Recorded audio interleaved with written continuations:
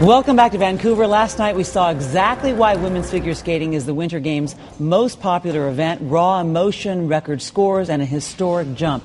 And that was only in the short program. We've got today's special correspondent, Kristi Yamaguchi, who won gold in 1992, and Scott Hamilton, who did it in 1984, joining us this morning. Good morning to both of you. I called her Olympic gold performance. That was my first Olympics as a broadcaster, so that was very exciting. And you called the event last night, and you were also in the Coliseum. In fact, you were blogging last night. Describe the feeling in the Coliseum last night. I mean, it was electric.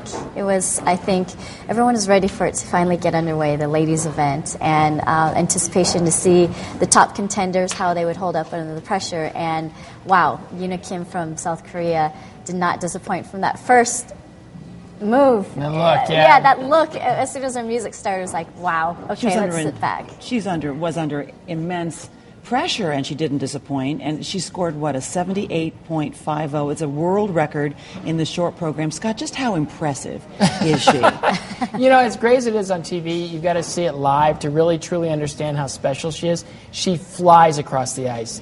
There is absolutely no hesitation when she goes into these jumps, and they cover so much ice. When you look at her compared to like a Mao Asada, Mao's brilliant, but much slower, much smaller, and doesn't have that same kind of up into the third level impact that Yuna has. And everything she does in skating, everything is perfect. And it's kind of, how did this happen? I mean, there's no tradition of women's figure skating in Korea. They've had really good skaters in the past, but nothing like this. And so she doesn't need a triple axel, as Mao Asada has. Well, ironically, her combination, the triple toe combination, actually garners more points than Mao's triple axel double toe combination. So, interesting analogy there, but she does have, like Scott says, other qualities that are beyond the other skaters. The speed, the power, and, just the overall presence, I think, on the ice is so commanding. Which is not to say that Mao Asada is a shirker. I mean, my goodness, what a beautiful skater. She's from Japan,